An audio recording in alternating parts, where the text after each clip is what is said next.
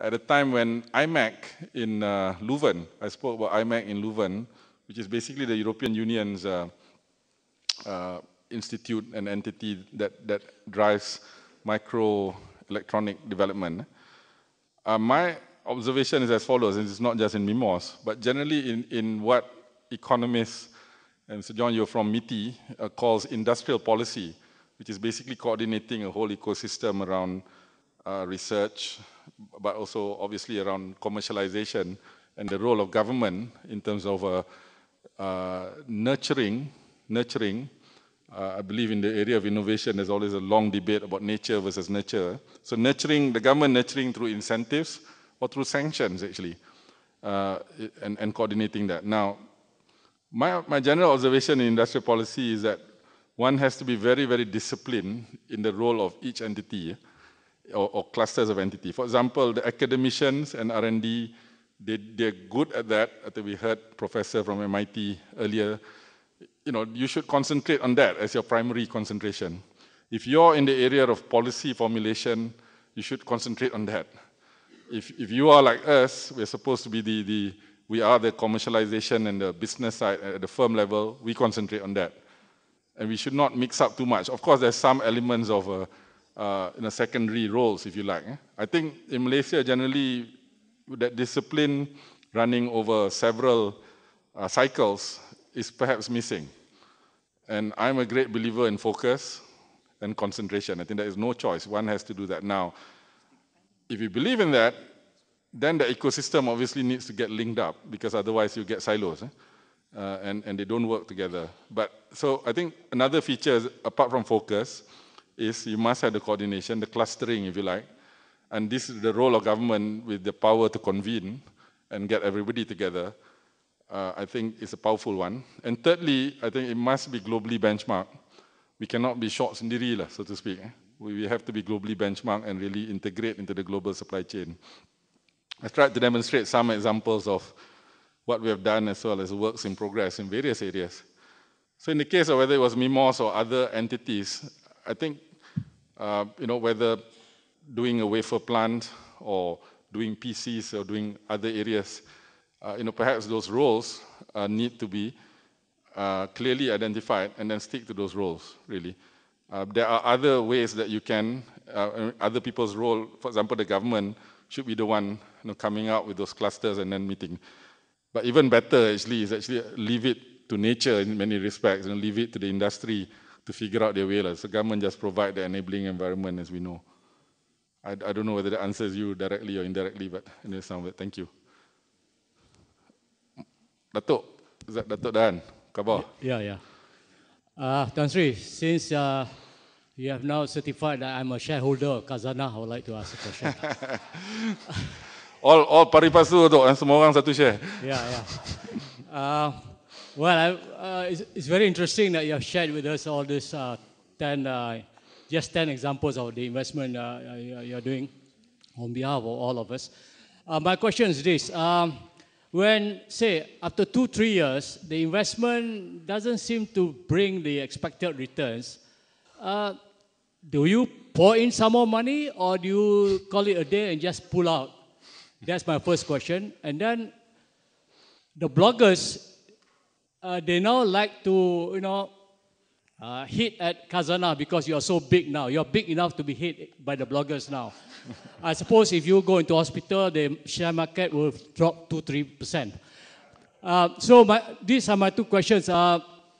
The way you handle on the PR side, what the bloggers say, because some are very, very nasty, especially last year's worldwide financial crisis. So do you have a team of people to handle the PR side to answer questions? For example, do you meet the opposition MPs to give them yearly briefings? Thank you very much. Okay, thank you. I'm not sure how to take this, to be honest. So I presume there's some bloggers in the crowd, so maybe I'll start there. The first one is a very good question, Dato. What do you do? There's no such thing as being partly pregnant, right? You're either pregnant or you're not pregnant. The question is, can you be even more pregnant when you know the pregnancy, unfortunately, is not a good one? The short answer is that we have a typically, when you go in, you have about ex ante before the event punya plan lah. You go in, right? So you must give them time, but you must have intermediate checkpoints lah. So if you say that, okay, this business is going to lose money for the next 2-3 years, but there's a J-curve effect that, it must begin to turn around and hit certain targets. So I think a very religious and strong adherence to that plan, and being very honest, Dato, we constantly check. Being Khazanah, as you kind of implied, being big has a lot of problems actually. It's not necessarily good, but it's a package deal. In Malaysia, when you go in as a major shareholder, it's actually not an even relationship. As a major shareholder, you own 60% of this company, you have other fellows owning 5-10%. You're actually you have to carry the rest. Of course, from corporate governance standpoint and so on and so forth, it's compulsory to do that. Now, what happens if this is not going according to plan? People will be looking at us and saying, okay, you need to pour in more money or give advances. And we really hate to do that because at the end of the day, as I mentioned, the businesses need to be validated by the markets, whether they are the equity markets. Within this conference and I think in the country, basically because I think any discussion about innovation in the 21st century must start with a very clear understanding of innovation in the 20th century. And the 20th century, since the Industrial Revolution, has been a huge time of great innovation, which has created a lot of wealth for a lot of people, but it's also taken the planet towards the edge of a precipice where the future, I mean, we clapped a great deal yesterday when we talked about young people being involved in innovation. But we're reaching the point, the early bit of the 21st century, where their future is not about whether they'll be able to afford a 5 Series BMW or a 7 Series BMW. Their future is at a point where they might not even have a future, either for this generation and certainly for the next generation, because economic growth and consumption has taken us to a point with various indicators to the point where we have put the planet's life support systems in jeopardy. And so there is good innovation and there is bad innovation. And in the 21st century, part of our job now is to really understand how we determine which is which. And I don't think we can do that if we start as the National Innovation Council said, we need to give what the markets want. I mean, we can give the markets stuff they want and still put the future of the next generation more and more in jeopardy.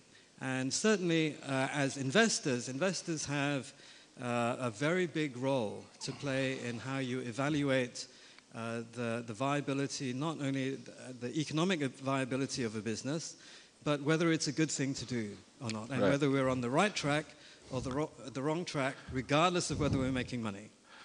Okay, I think I get the drift of your comment and question, which is very timely. I thank you.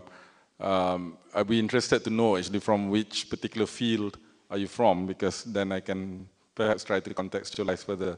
Yeah, I call myself a sustainability consultant, which to me, I see this as completely different from the environmentalism. Yep, no, very clear. Sustainability, and so, where do you operate, in Malaysia or in the region? Yeah, I operate in Malaysia. Yeah. In Malaysia, okay.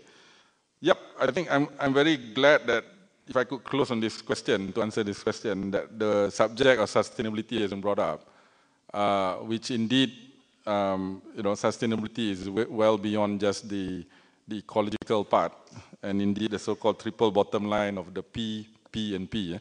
Not just profits, but people and planet as well, is something that, for us, at least we try. I don't claim to be 100%, but we do try to make sure that this is embedded within our investment processes.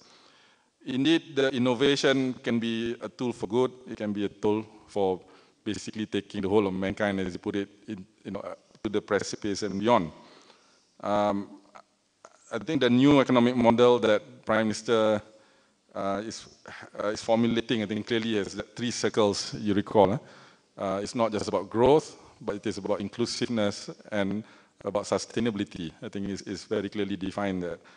Now, obviously, whatever we do, and to be fair to the National Innovation Council, the 6 things that it talks about shift, just like this country has changed from agrarian to industrial to more knowledge-based, is always within that overall ambit of our political economy model of growth with equity.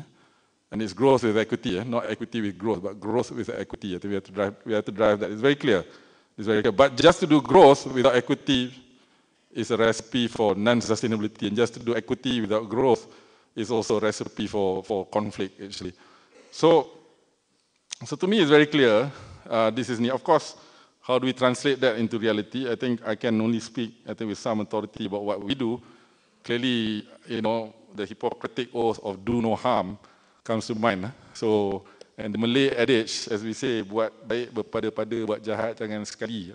I'm always reminded by my mum and others, you know, that means, you know, we don't do, you do no harm first, and then you try to do good where you can. And of course, where you can depends on, you know, what you're doing, what responsibility and power that you've been given to do. So for us, you know, without going through in much detail, the sustainability element we're doing, there's actually a very, very passionate group within Khazanah. You may know some of them in the sustainable development sector. We currently have one project, for example, we did, after Dato Najib went to Copenhagen, we commissioned a study looking at, how are we really going to achieve this emission reduction in emission intensity. I think that work, led into, for example, our participation with Chemco, into Chemco. I think that's one line.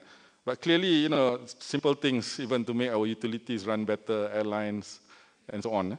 But beyond that, I think this whole mindset of being as fair and equitable as you can, in terms of practices and so on and so forth, I think is, but you're absolutely right. I think the sustainability is well beyond that. And I think our pursuit of growth, Malaysia and beyond the new economic model really leading to Vision 2020 that Tun Mahathir put forward together with the country at that time, I think is really our model. So on that note, gentlemen, shareholders, our friends from abroad, thank you very much. And thank you again to the organizers, Mosti and Yayasan, for inviting me. Thank you.